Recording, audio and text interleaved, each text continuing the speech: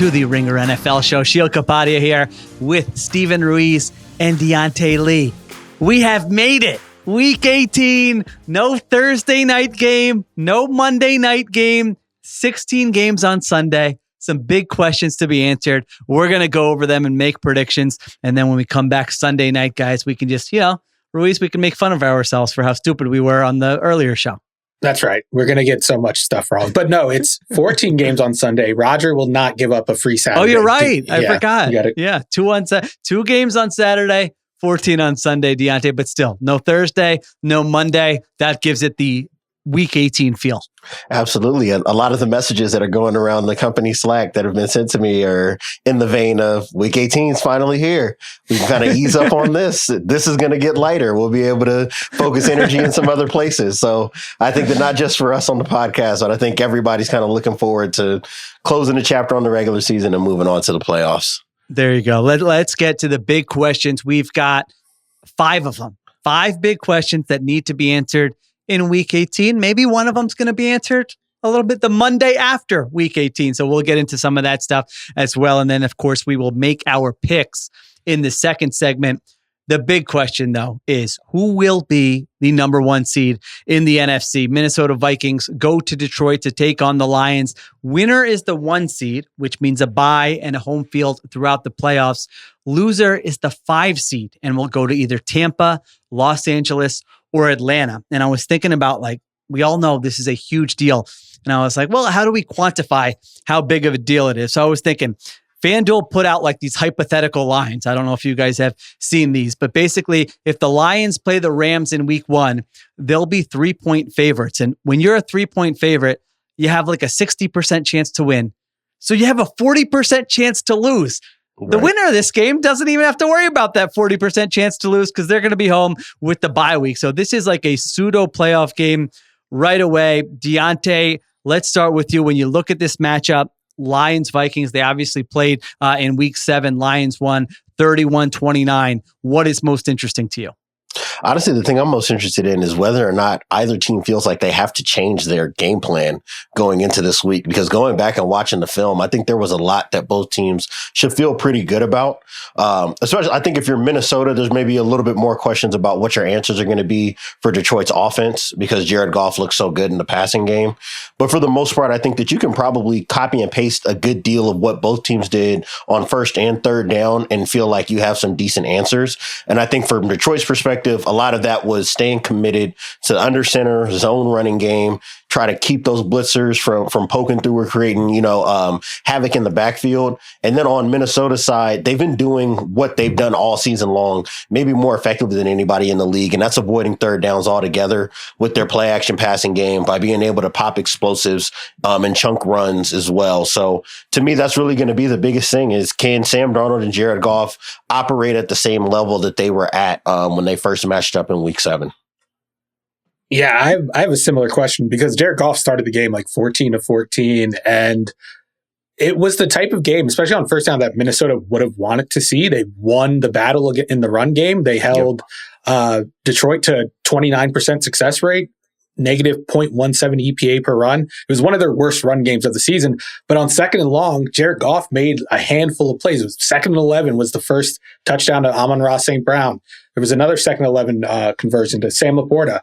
There was a 3rd and 7 run in the red zone for a touchdown by Jahmyr Gibbs. So I think the Vikings and Brian Flores have to feel good about their performance on first down. It's just taking advantage of those situations that you were trying to get into. Those are the situations you want as a Vikings coach. And they got into them and they failed. They failed to execute. It wasn't even Detroit had better answers, a better play call. I think the Vikings were in position to defend some of those plays. They just didn't do it. So if I'm Brian Flores, I'm not changing much. But I am anticipating some possible answers from Ben Johnson because Ben Johnson did find a few answers after the Lions had a slow start to the game. The first 2 drives, I know Jared Goff didn't throw an incomplete pass, but he did get sacked a couple times. And then I thought Ben Johnson adjusted and found answers to that 6-1 front that Flores threw at the Rams in that Super Bowl, which was one of Jared Goff's worst games of his career. And then he found answers to the double A gap stuff, and they were able to pick that up and get some big games off of it. So it's going to be interesting to see what changes are made on both sides. Yeah, I didn't realize until prepping for this that what you said, that this was the Lions' second worst game of the season in terms of just success rate overall, and almost all of that was due to their run game. So it was a very weird game. They started off slow, then they score touchdowns on 4 straight possessions, and then they end with the field goal to win it. But, they slowed them down there at the end once again. On the other side of the ball, that's where my eyes are going to go, because it's really a question of, since that game was week 7, how far have Sam Darnold and this passing game come, and how far has this Lions defense fallen off? Like, you watch that game Monday night against the 49ers, and Joe Buck and Troy Aikman were hammering home the point that this Lions defense, all right, they're winning the game. All right, they're happy they're winning the game. But is this viable in the playoffs week after week after week? And I think it's interesting, kind of the way I expect Aaron Glenn to approach it, which is just, we don't have the pass rush. We're going to play the variance game. We're going to blitz. And guess what? If we give up explosives and touchdowns, that's okay. Our offense gets the ball back. But can we create a couple turnovers? Can we create a couple negative plays? Diante, like, I was thinking about that. I was like, should he have a plan B? Should he do something else? With the personnel he has, I just don't know. And the team that they have overall, I'm sure this is kind of a team discussion they've had, philosophical discussion. How do we want to play? Do we want to make the opposing offense work for it and string together long drives? Or should we play the variance game? I kind of think this might be their only option is to play the variance game. I think if there's something that's going to get in the way of us getting a high quality football game, that would be it. It would just be the fact that Detroit defensively has been constrained by their injuries. I mean, you go and you watch Green Bay last week play against Minnesota, and them just try to rush for and use, the threat of pressure to try to throw this Vikings offense off schedule. And what we saw was that this Vikings offensive line can pick anything up from a, rush 4 perspective. Obviously, Green Bay doesn't have a top flight edge rusher, but that's going to be the case when they deal with Detroit this week. So I don't think that Aaron Glenn is going to have many other answers if he wants to affect Sam Darnold the way that we know you need to if you're going to open up the possibility for a mistake, for a ball to be thrown in harm's way. I think he's going to have to blitz, and the issue with that is that this receiving core one-on-one against Terry and Arnold, Amik Robinson, Kendall Vilder, like there are a lot of mismatches to be picked at. If Minnesota wants them, it's just going to be a matter of, can Sam Darnold get the ball there on time and on target? And so far this year, he's done a pretty decent job of it. Yeah, we will see what the Lions defensive game plan is going to be here. Lions in this game, 2.5-point favorites. At home, we're going to make predictions, like we said, on all these questions. Ruiz, who do you got? Who gets the 1 seed, the Minnesota Vikings or the Detroit Lions? I'm going to go with the Vikings. I think the Vikings win this game. I think Kevin O'Connell will have better answers than he had in the first half. I think when they came out in the second half in that first game, they were like, wait, we have Justin Jefferson and they're playing a shit ton of man coverage. Let's just span that. Like the first drive out of the halftime break, they just bubble screen to Jefferson, deep shot to Jefferson. He scores a touchdown. I think they're going to start like that and not let up for the rest of the game. And we've talked about Detroit's limitations due to injury on the defensive side. And I want to see Jared Goff do it again. He was under pressure against Brian Flores, and he made a handful of great downfield throws. But like I said, I thought Minnesota had a good plan. I think they're going to be able to replicate that plan. I think they're going to be able to hit him. They hit him a lot in this game, even though he didn't throw any incomplete passes. So we'll see if Jared Goff can do it again. If he can do it again, I think Detroit has a chance. If he can't, and they win first down again, Minnesota could be a blowout. Wow. Diante, what do you got? I've got Minnesota winning close. I do think that what we've seen over the last month or so is that if all the Lions have to rely on is this offense to basically win shootouts on a weekly basis, Jared Goff has been playing well enough to maybe buy a little bit of trust. Even if we don't think that he's in the upper echelon of quarterbacks, and that's obviously not the way they would like to play. It's having to rely so heavily on the drop back game to put up points for them the way that it has over the last few weeks. But I think that Minnesota, to Steven's point, they'll have a few better answers. I think that they'll be able to attack man coverage earlier and more often because they're going to have more matchup problems to go seek out. I think this is going to be another big play action game, big deep shot game for Sam Darnold. And I just can't imagine, unless they are throwing Brian Flores level level blitzes at Darnold, how it is that they're going to generate enough pressure to be able to throw this offense off schedule. Because we just saw on Monday night that they couldn't really do that to Brock Purdy. It was just a matter of Brock Purdy making mistakes over the middle of the field more so than anything. I don't think if you don't get pressure that you can do that on a weekly basis, especially not an offense that's as well constructed as Minnesota's is. All right. I'm taking the other side. The Lions offense, I think, is the best unit in this game. That might not matter. Their defense might not be good enough to win it for them, but until I see them get stopped consistently, I'm just going to believe that they feel the pressure now. They know that their margin for error is slim, and they got to score. And I feel like they can do it. I know it's a very good Vikings defense, but like you guys pointed out, the Lions did have success passing the football in that game earlier this season. I know last season was a different animal.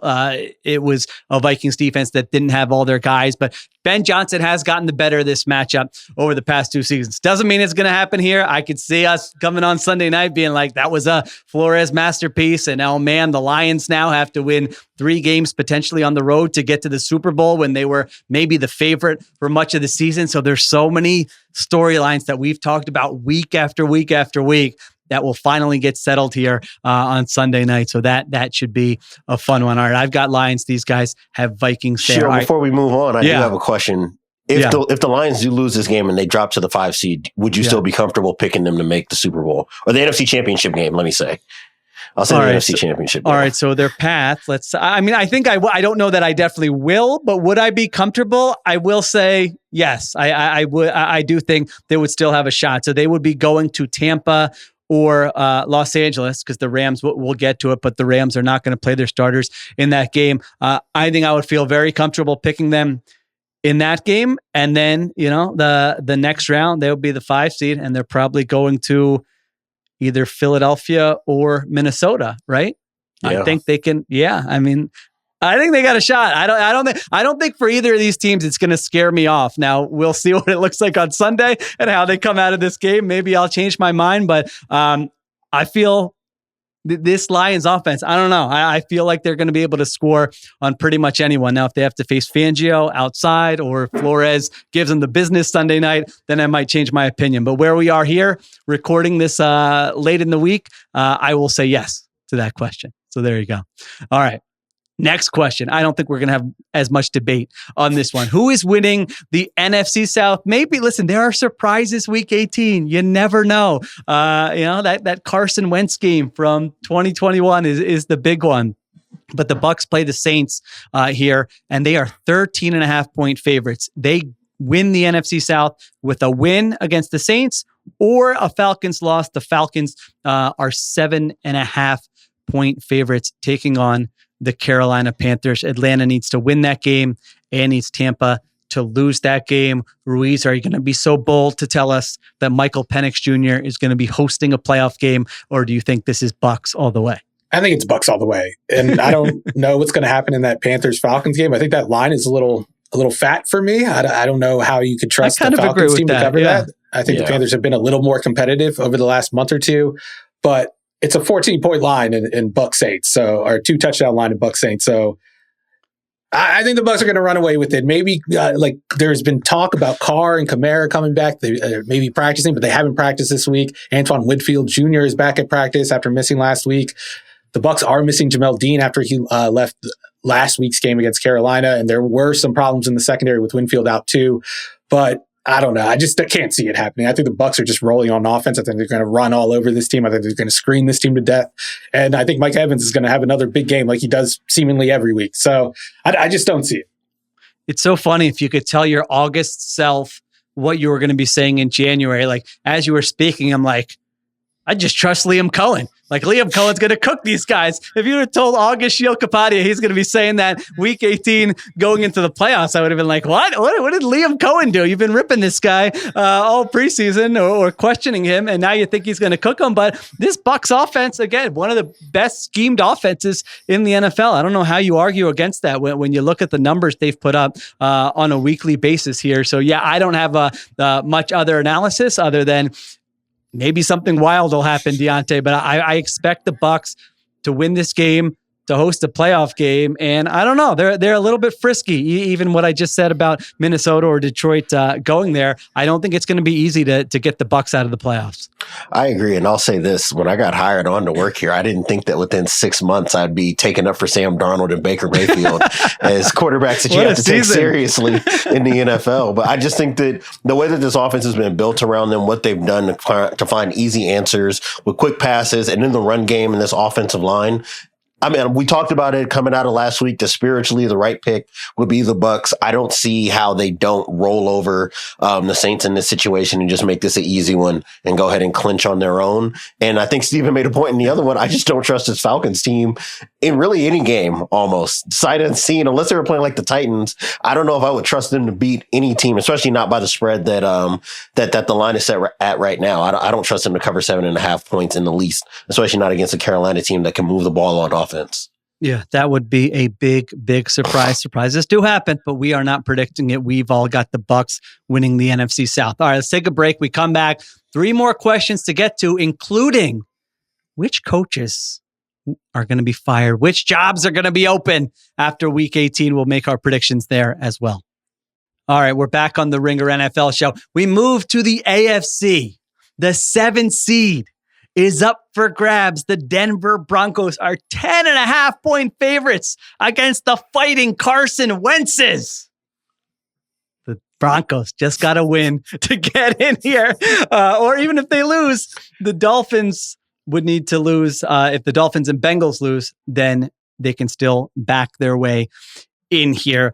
Ruiz, how does it play out? Do we get a little magic? Do we get a little Joe Burrow in Orchard Park in the wild card round taking on Josh Allen? Do we get Snoop Huntley quarterbacking a playoff game on that would have to be Saturday afternoon of wild card weekend? Or is it Bo Nix and Sean Payton getting in?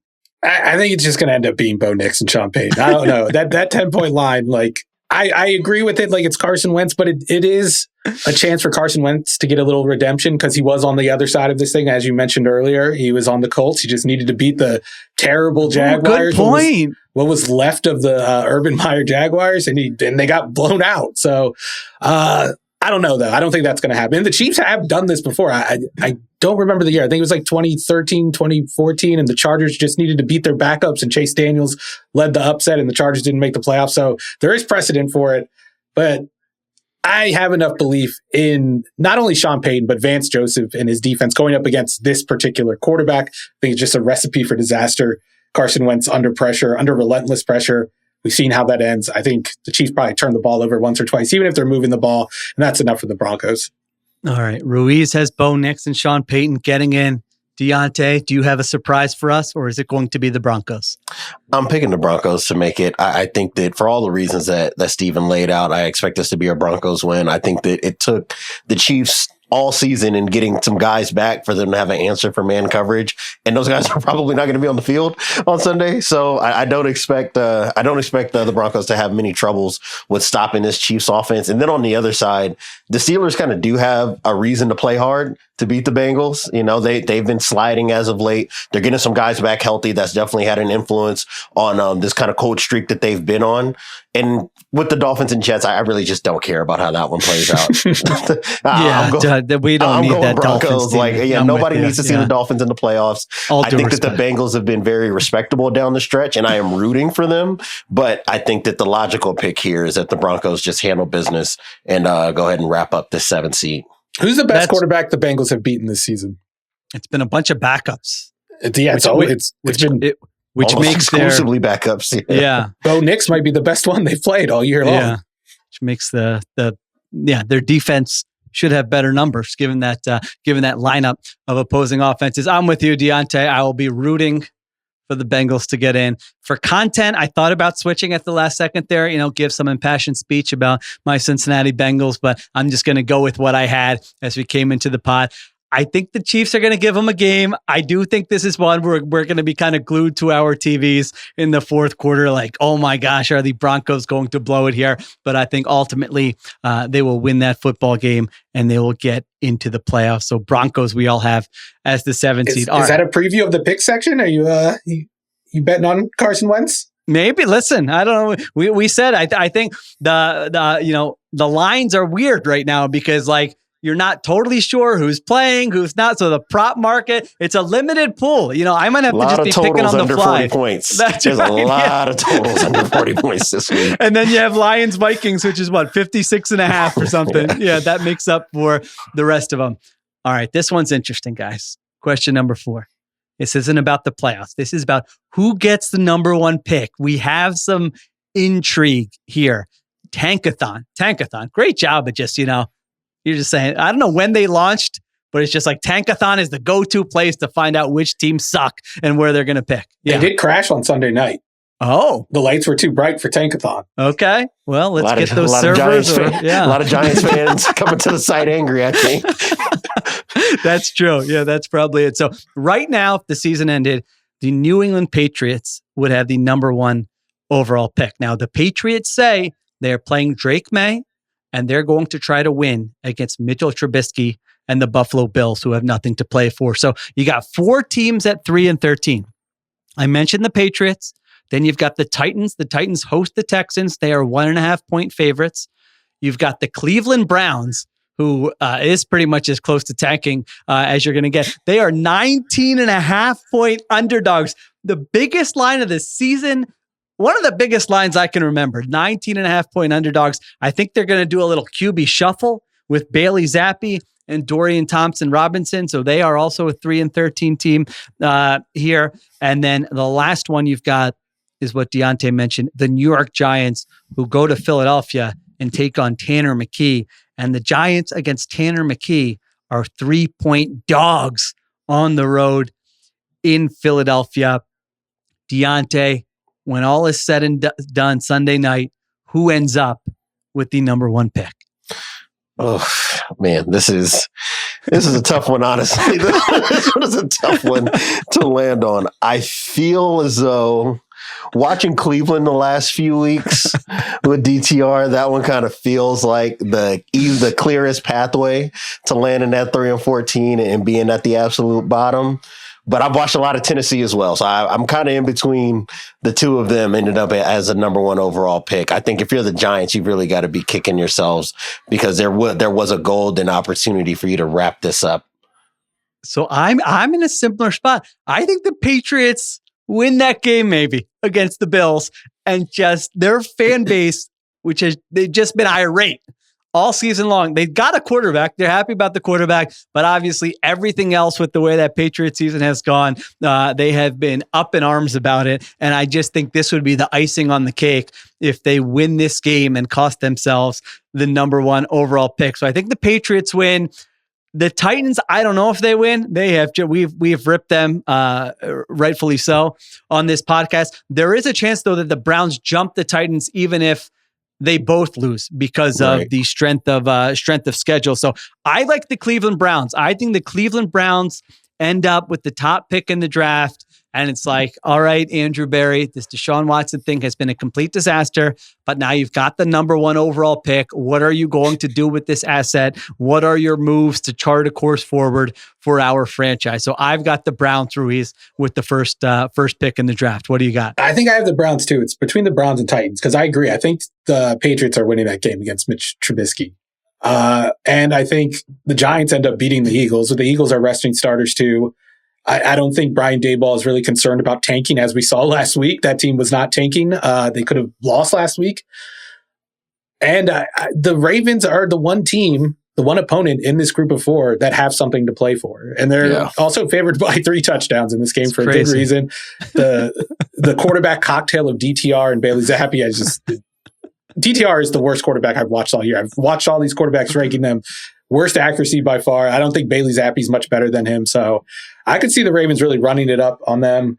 And I could see these other 3 teams possibly winning. Even the Texans might bench some starters. I know D'Amico Ryan said everybody's going to play. Everybody's got to be ready to play. I don't know whether that's a message to his starters or the message to people at the bottom of the depth chart. But I could see the Titans also pulling that game off. If, Houston hasn't played well when they're playing starters. If they're playing their backups, I don't know how that's going to look. So hopefully the Browns. And I would love to see Shedeur Sanders go into that locker room with that mess of a quarterback room right now. That's interesting. Do you think they would draft a quarterback? I mean, I don't know how you don't. If you're Andrew Berry, how could you not? Right. I don't know what they do. Yeah, that's probably going to be a 2-hour podcast we're going to do at some point in the offseason. I don't know. Would they trade back, try to get assets, try to build up the roster, add a veteran? I don't know. I mean, the roster has some talent on it, so maybe you would do that. I have no idea. But yeah, they've got to dig themselves out of the Deshaun Watson hole and figure out what they're going to do here going forward. All right, so they feel like the one team that's actually tanking. And like Andrew Berry, they obviously have like the Moneyball front office, the background. Like starting DTR, benching him for Jameis Winston, or benching Jameis Winston for DTR when Jameis Winston, yes, he throws a lot of picks, but DTR throws even more picks and can't do any of the other stuff that Jameis does. It just feels like the most blatant example of tanking. Whereas like I think the Patriots are trying to win. Like they were competitive against the Bills a couple weeks ago. The Giants obviously last week. And the Titans, I think they're just bad. I don't think Brian Callahan is throwing games. I think they're just a bad team. Yeah, I agree. The Browns are ahead of the Giants. So even if the Giants do lose, I believe the Browns would still have the pick ahead of them. So they actually, I don't think, even need the Giants to lose. They just need the Patriots, or they don't need the Giants to win. They just need the Patriots, I think, to win. And they would vault up there to the number 1 overall pick. All right, last question here. For week 18, which coaches, well, I'll be nicer. Which jobs are going to be open? Not which coaches are going to be fired. See? New year, new me. It's the same thing. You're saying the same thing. A little softer. I told you she was going soft on Sunday. I told you. A little softer framing from me. Which jobs are going to be open right now? Chicago, the Jets. I mean, every time I read a headline about like, so the Jets and who they're hiring, I'm like, what is happening? What is going on here? All due respect, of course, to those qualified candidates. The Jets, New Orleans, and Chicago, those are the 3 that are open.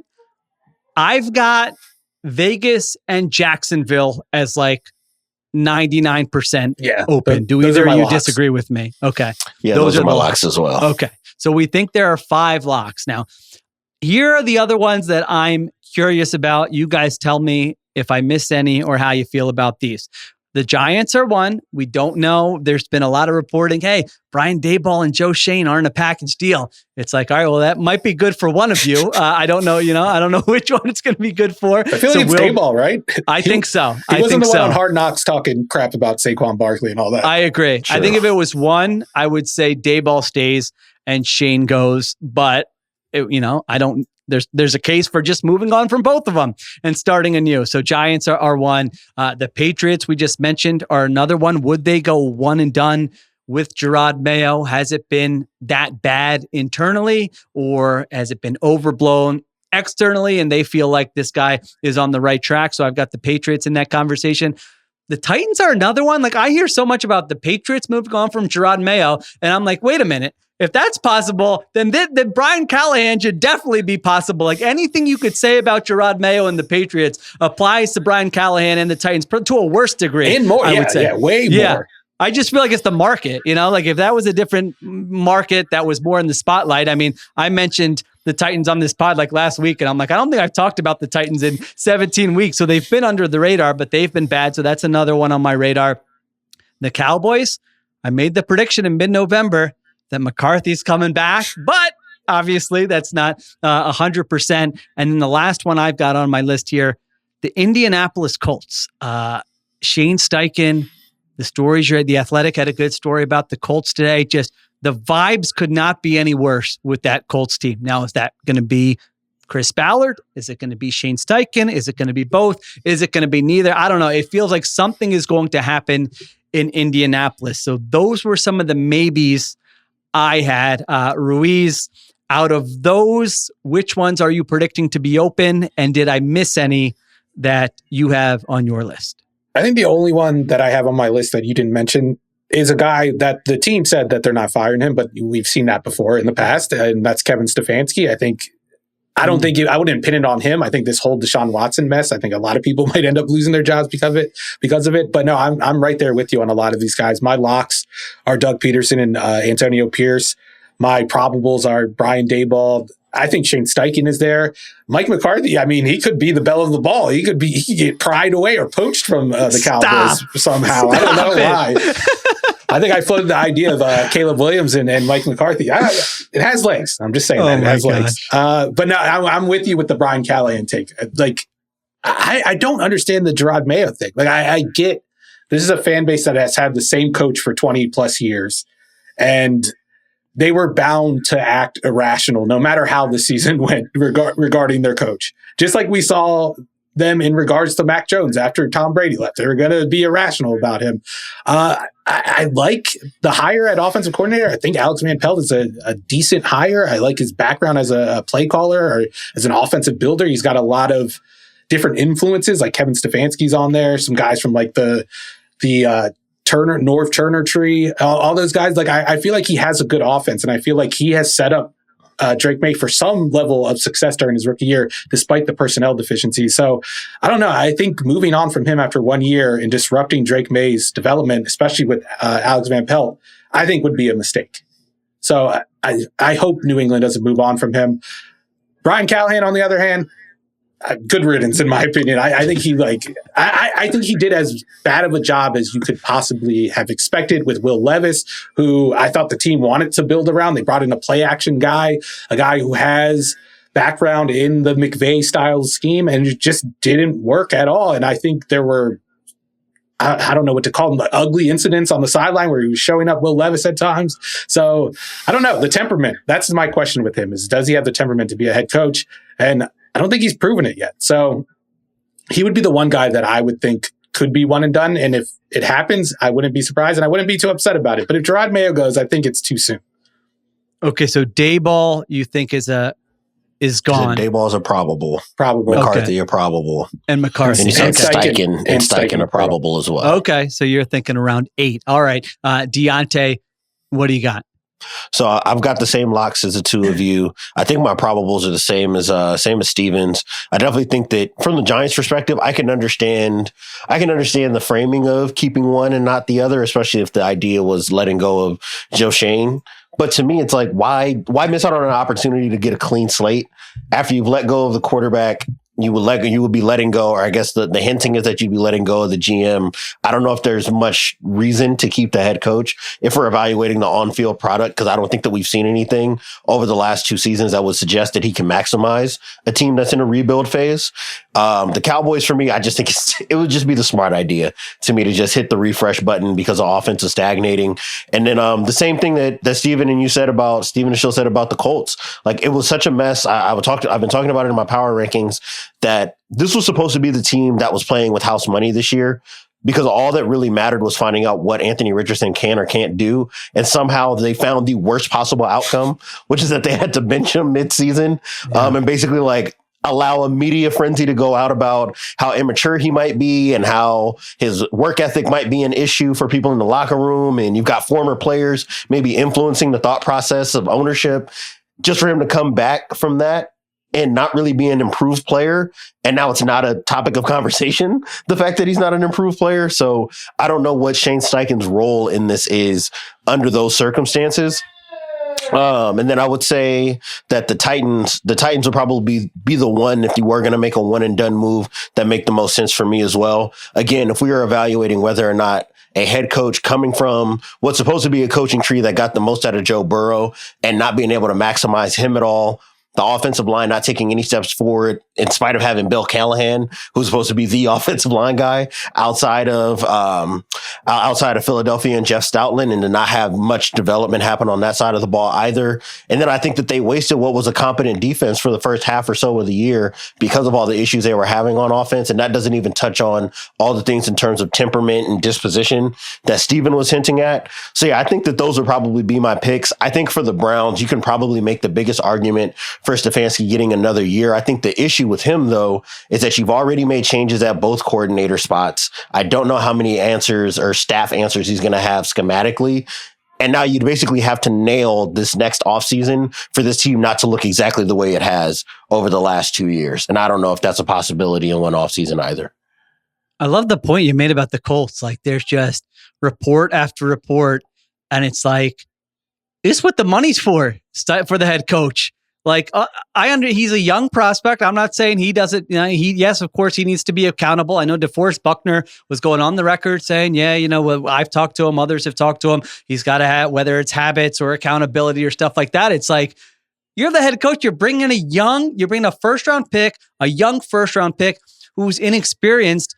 That reflects on the organization. If you cannot build a structure that, hey, you need to be doing X, Y, and Z from day one, and we're here to help you, and we're going to have like a support system for you. And it just feels like that wasn't there, where it was just this kind of herky-jerky. You have a report here, you have a report there. You're benching him. Why are you benching him? Oh, we're not going to get into it. Hey, Anthony Richardson, have they explained why they're benching you? No. Okay, 2 weeks later, Joe Flacco sucked. Okay, you're back in there. And then you lose that game with like the playoffs on the line last week against the New York Giants. It's just like, what is happening there? You're not just hired to design a few pretty plays, like you have to, there's all these issues that are there. Those are under your, under your perspective, and you've got to be the one guiding some of that. So yeah, that situation is just very, very weird to me in Indianapolis, where it feels like something's going to happen there. And look, I mean, Sheil, you can look at the playoff teams. How many head coaches for playoff teams would come out in public and say he's not concerned about his players not being on time for meetings and team activities? Is that something that a normal good head coach would say? I don't think that you can say that publicly. I don't think Mike Tomlin would go on the Pivot podcast and say that he's not worried about his players not being on time to meetings. Yeah. I think he would have a conniption if that happened. I think Sean McVay would lose his mind if his players weren't on time to things.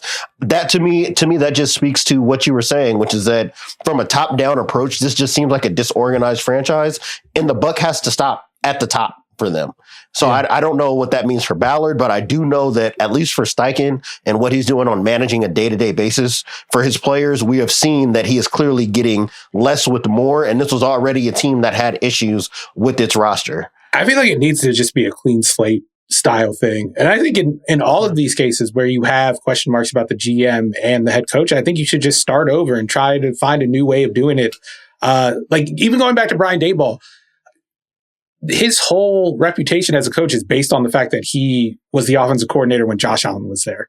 Like, how much credit are we going to give to him for Josh Allen? When you go back through his whole career and all of his stops, like, this guy does not have the most impressive track record. He was like a tight ends coach, a wide receiver coach under Bill Belichick. But after that, quarterback coach for the Jets for 2 years, offensive coordinator for the Browns from 2009 to 2010, Dolphins offensive coordinator for 2011, Chiefs offensive coordinator for 2012, Titans tight ends coach for the Patriots for 2 years, offensive coordinator for 1 year at Alabama, and then the Bills. Not a lot of success, a lot of 1 year stops, a lot of failed stops where they started over after 1 or 2 years. I mean, I think looking back on it, I know it's hindsight, but Josh Allen probably would have been good no matter who his offensive coordinator was. Yeah. And I think we have to retroactively look back at that situation and be like, I don't know if Daboll's reputation as this quarterback developer is really earned. That's one that I was thinking I got to add to my rules for hiring a head coach. Don't hire the guy who coached the great quarterback. I want the guy who coached the mediocre quarterback and got something, and got him to play at a level that others had not gotten him to play at before. It's like you said, I mean, honestly, I could go be the Bills offensive coordinator and be like, Josh, I don't know any of this. I don't know the language. Just you handle it. We'd probably still finish 7th in offensive efficiency. At least I don't know how much you really need if you're coaching Mahomes or Lamar. And then when you were talking about Brian Callahan, Diante, I was thinking the Bengals sure did. The offense didn't seem to miss him this year. You got the career year from Joe Burrow this year. And that Bengals offense, that's the best it's played since they drafted him. So yeah, there are some things there. The Mayo one is probably the trickiest one to me, where I generally am with you, Ruiz. Like, they were 4-13 last year with Bill Belichick, and you brought back pretty much the same team. You had a rookie quarterback who has played well, but that's really been the only difference. So I just feel like you have a terrible offensive line, you have terrible pass catchers. At the same time, when I do watch them on a week-to-week basis, I'm like, this doesn't look like a well-coached team. They're not disciplined. There's been game management stuff. Some of the stuff with players has been like, what exactly is going on here? So it's one of those where I feel like I'm at a bit of an information deficit, where if internally they're like, this is a first-year head coach going through some stuff that he's going to come out of, but there's enough good stuff where we're going to stick with him, I can buy that. at the same time, if they look at it and go, all right, he wasn't ready and this has been kind of a disaster. Not that I trust really the Crafts to make that assertion, but there is the possibility that it's been kind of a disaster behind the scenes as well. My thing, though, is if you're firing coaches based off like game management stuff, there are a lot of great head coaches. Yeah, that's just a small part. You're that right. we would have been firing in the early 2000s. Like Andy Reid's getting fired. Kyle Shanahan's getting fired. All these, like a lot of these guys that end up being great head coaches don't always have a great grasp on this stuff. And why should they? They've never done the job before. You kind of learn it on the job. I agree. Yeah, you're right. That's just a small part. The player stuff is probably like if the players are behind him and they feel like they're building something, then maybe you keep him. But we'll see what happens there in New England. I've got 7 openings. I have a feeling that New England and Indianapolis are the 2 that are going to be open, and that the Giants, Cowboys, and Titans are going to stick with their job. So that'll be my prediction. We'll see what happens next week when ownership organizations make some of these decisions. All right, take a break. We come back. We head over to FanDuel.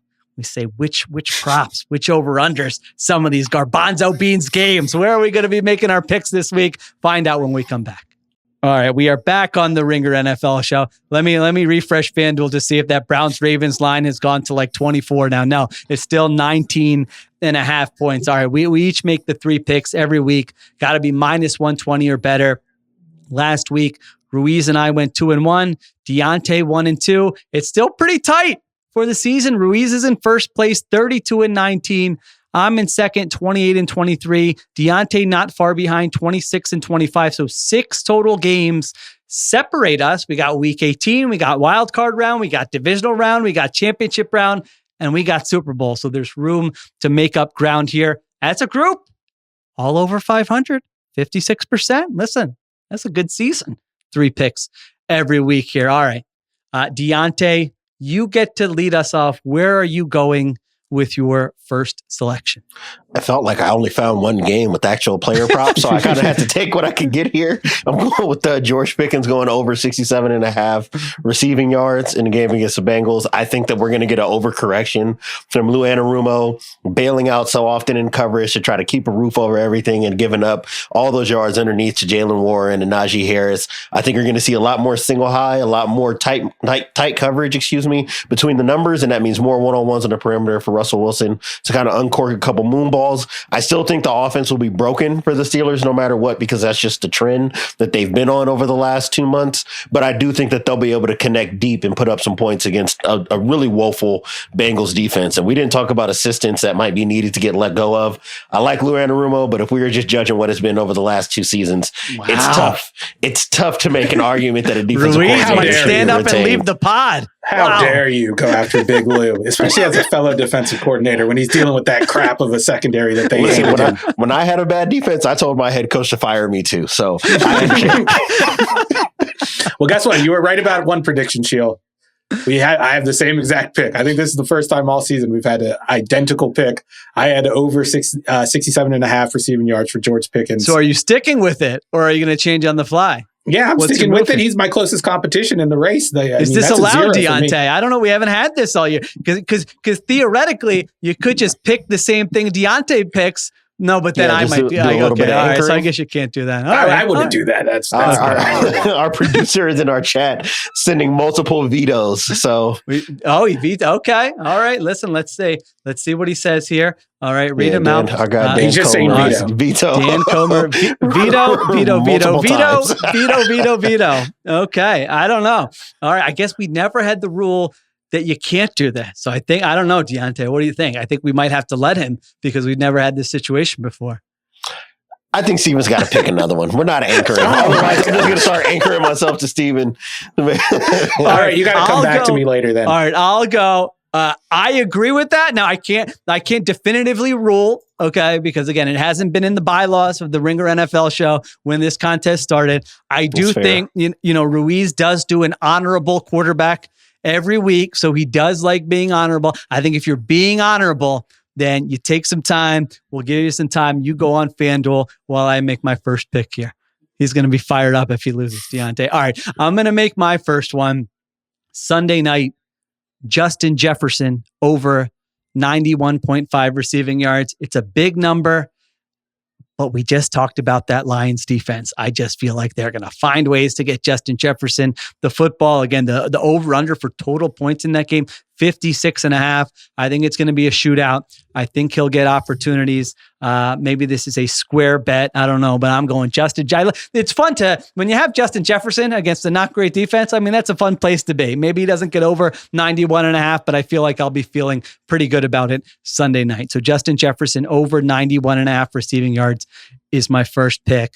We go back to Ruiz. Ruiz, how do you feel about this ruling? Is this under protest? Are you just going to stick with the first one and say, screw you guys? Where's your head at here? No, I'm very mad. I'm very mad. I'm very upset. And I know it's from Comer has been trying to sabotage me all year long, by the way. We've been over this. We've covered it. And I don't know if there's a connection, but me and him, we're in a college football 25 online dynasty together, and we're in the playoffs against each other. We're playing tomorrow or Saturday. So I wonder if there's ulterior motives behind this. That's all I'm saying. I couldn't find one in time, but here's what I'm going to do. Okay. Because I can go again. You want to take some more time? No, I got something. Okay. I got a good idea. I was looking for this prop on FanDuel, but it wasn't there. So I'm going back to the gimmick where you guys have to set the line. Sam Darnold rushing yards. I will say this on NFL Pro, they do projections for stats in games. The projection for Sam Darnold is 11.2 rushing yards. Can I use that as the over under? I'm not telling you whether I'm going over or under yet, because you guys screwed me last time with Lamar Jackson. So we have to set the number before you say over or okay. This is a much more fair way to do it. You're right. Yeah, that's fair. Let me. You gave us too much information. Don't put that off on us. You gave us too much information going in. Okay. Yeah. Okay. This is getting from a deficit. The projection is 11.2. All right. I'm looking at his Pro Football Reference page. Give me a second here. Let me look at what he has averaged rushing. Yeah. Let me see how many times he's cleared that. Okay, he's averaging 12.6 yards per game, Diante, this season. He's got 202 rushing yards. Now, the Lions are a big man coverage team. They are. I guess a big man coverage team. You don't get to break down the We're setting the number. We set the number. This is how we do it. So we set the number, and you get to pick over under. So if we say something crazy, you could just go under. And do it. So we actually have to come up with what we think is the most fair number here. So I think if 12.6 is his average, Diante, I think we bump up from that. I think, starting big, something between 12.6 and 20 sounds right. Where in that range between 12.6 and 20 do you fall? I get a sense reading Steven Ruiz's body language that he wanted to go over here. Now, I don't know if you got the same sense or not, but I got the sense. I don't think he would pick Sam Darnold. I don't think he would have brought this up if he was going to go under. So I would say we lean a little bit higher and see if he's willing to take it. Is 20 too low? Do you think he would take the under on 20? I think he'd definitely take the under on 20. Sam Darnold is only averaging 3.3 attempts per game. So if we're thinking that those are all scrambles, I don't know how many more times in a given game he would. As a matter of fact, as high as 4, basically, in his career. So 18 and a half, 17 and a half. I was going to say about 17 and a half. I think that's just punitive enough to where he's actually got to think about it. I mean, listen, FanDuel, if you need any help, I feel like Diante and I worked that out pretty brilliantly. I'm just saying, if you want to get some more props in the system, you need a couple experts to come in and set the number. I think we did a good job, Ruiz. 17 and a half rushing yards, Sam Darnold. Are you going over or are you going under? I'm taking the under here. I was looking for the over. You guys are right. Oh, we went too high. I don't know. I rewatched the first game, and this guy was scrambling his ass off. He scrambled like 5 times. And sometimes he got caught and got sacked. I don't know if that's going to happen this time. But like I said, the projection from NFL Pro, which I think is close to what the lines end up being, is 11. So you guys screwed me once again, but I'm taking the under. You went too far with it. Okay, we didn't screw you. We gave you a good line. Is that the Lions blitz and don't get home, and you just get all kind of escape lanes. Sammy, use that athleticism, young man. Don't be afraid to take off, okay? You don't under 17 and a half, that's what it is? 17 and a half. Ruiz goes under on Sam. That was fantastic. We might have to start making that a weekly feature. Yeah, I very much enjoyed doing that. All right, that is Ruiz. That was a good compromise. Ruiz just got to make one up, and he's taking the under there. All right, Diante, what do you have for your second one? All right, so I've got the second of maybe all of 6 player props that existed this week. I'm going under 87.5 rushing yards for Jahmyr Gibbs. I think if you go back and watch that initial matchup, outside of that 45-yard touchdown, Detroit only averaged 3.8 yards per carry on first down. And that's where they like to do their damage, is first down runs. So I think that you're going to see the box loaded up similarly like we did last week. Obviously, not having his running mate in David Montgomery means more of a load if he's going to cross that 87.5 threshold, because I'm assuming that he's not going to break many explosive runs. I think that Minnesota is really going to sit on them up front and force Jared Goff to have to be a drop back winner. And I think that maybe the variance works in their favor a little bit better than it did in week 7. All right. There you go. Jahmyr, what is it? 87 Jahmyr Gibbs under 87.5. And this might be my second under that I've taken all year long.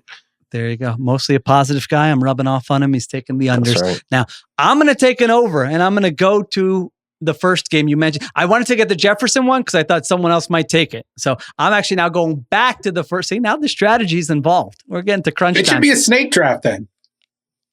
Yeah. Well, too late. All right. Next week, if you want to implement the snake draft, we can. We're in week 18. We're like, it should be. This is the only way it's going to matter, though, is because we're picking the same prop. Jaylen Warren over 21.5 receiving yards. I hope what Diante said doesn't happen. I hope they just take the checkdowns like they took the checkdowns the first time when Russell Wilson threw for 400 yards and he just, dumps it off. Jaylen Warren, maybe a little screen here and there. Jaylen Warren go over 21.5 receiving yards for the Steelers against the Cincinnati Bengals. We're really scraping the bottom of the barrel. Jaylen Warren props. There you go. Come on. There you go. All right. Ruiz, what do you got? What's number 2? Or do we have to make up another one? No. Okay. I think this one's safe. I'm going to the Browns-Ravens game. I'm taking the under 41.5. I think the Ravens are going to realize that they're going to be able to coast to this one about midway through the second quarter, and they're going to be able to not pull their starters, but maybe rest them a little bit. And like I said about the Browns, I think this is the one team that's actively trying to tank. And I don't think DTR and Bailey Zappi are going to be able to put up 15 points or whatever they have to put up to cover this number. I would be floored if Lamar Jackson has to play longer than a half in this game. Yeah, 31-2. That's a good model for this game. Yeah. All right. So we needed to get to 40-2, Diante, for this one to go. I think that's the only way this goes over. I don't think the Browns have 2 points. That's 1 point apiece for Bailey Zappi and DTR. That might be a little too much to ask those guys. We needed special teams, or we need like a Myles Garrett sack fumble. Those are the things we're counting on. We're not counting on that Browns offense. All right. So he's going under in Browns. Ravens. Diante, what do you have for your third pick? I don't trust the Texans starters on offense, so I don't know why I would trust their backups, but I have watched too much Titans football. They don't deserve to be a favorite in any football game. I'm taking the Texans as a 1.5 point underdog in this one because I think that DeMeco Ryans could run out his 2s and 3s against this Titans offense and finish a game with 4 sacks and 3 picks. It's been bad. Yeah, it has been. I believe I read in our friend Anthony DeBundo's picks column on the Ringer that the Titans are like 2-14, I think it was, against the spread this season. So if you've just been fading Brian Callahan all season and that's the only bet you've been making, man, I might have been in the lead if I had been paying attention. Yeah, I had lunch with DeBundo yesterday, and he was telling me Browns Ravens under, hit the under. So there you go. All right. So the DeBundo influence. Let's see if it pays off here. All right. Ruiz called me out earlier. That is going to be one of my picks. Chiefs plus 10.5. Come on. That's too big of a number. The Broncos are feeling the pressure. You still got Andy Reid. You still got Spags. You can't sit everyone. You've got some guys that are going to be out there. Carson Wentz is going to do some bozo stuff, but I don't know. He has some NFL skills to throw the football and run the football. This isn't like Tommy Cutlets. No offense. Sorry, I shouldn't take a shot at Tommy Cutlets. That's mean. Unnecessary shot there, but you know what I'm saying. So I've got the Chiefs plus 10.5. Give us a nice, wild game on Sunday where we're not sure if the Broncos are going to get in. That is my third pick. Ruiz, what do you got? This is just you hoping for content. I feel like you want that game. You're trying to speak that game into competitiveness, and I don't think it's going to happen. But my last one, I kind of previewed this one earlier in the pod. I'm going with the Giants plus 3 against the Eagles. I don't think the Giants are tanking. I think they have a good coaching staff, at least on the defensive side, who can take care of some Eagles backups. The Eagles aren't going to be playing starters. They don't have anything to play with. Play for. I'm going to go with the Giants. you're going to be coming on the Sunday night pod saying what team should trade for Tanner McKee, Ruiz. I mean, I don't know if you want to take the +3 there. The man can spin it from the pocket. Diante, am I right? You're 1,000% right. This is a very important game for my Tanner McKee agenda. There you go. Legacy game. Legacy game for Tanner McKee.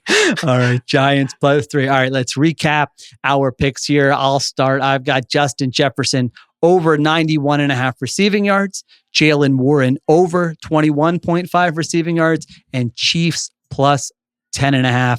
Ruiz, what do you got?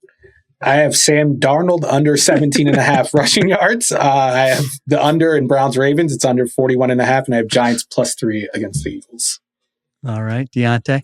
I've got Texans as a 1.5 point underdog. I've got Jahmyr Gibbs going under 87.5 rushing yards, and George Pickens going over 67.5 receiving yards. If I win this Darnold bet and Diante loses the George Pickens bet, we need some type of punishment. All right. Next week we can think of something. We'll be together next week. The Lions-Vikings game already had juice, but now when Darnold is back there and the ball's not coming out quickly, I'm going to be going nuts. Take off, Sammy. You got this. Just give me one. Get in Patrick Mahomes mode. It's a big game. You got to scramble. You remember that one scramble he had? It was on a Thursday night football game. It was one of the greatest scrambles of all time against the Broncos, I think it was. He broke 5 tackles. You guys just need one of those. All right. We just need one of those. All right. There you go. This is by far the most interesting menu of picks we've had all season long. That's one way to put it. Interesting can mean a lot of things. We're digging deep with some of these matchups. We will see who plays, who doesn't play, which of these hit. And then we will be back Sunday night with some freaking playoff matchups. Football, man. Finally, not about, I don't have to say the words, if the season ended today. I can just say, here are the matchups right now. We are getting close to playoff football, and then we're going to get close to these other teams making big-time offseason moves. We will have it all covered on the Ringer NFL show. Thank you to Diante Lee. Thank you to Stephen Ruiz. Thank you to producer Christopher Sutton. Thank you to Dan Comer for the big veto. We needed someone to say it. If we're doing it, it looks like we're cheating. We need an objective third party, maybe not objective, but we needed a third party to come in and veto. So thanks to Dan Comer for doing that. Additional production supervision by Conor Nevins and Arjuna Ramgopal. We will be back Sunday night on the Ringer NFL show.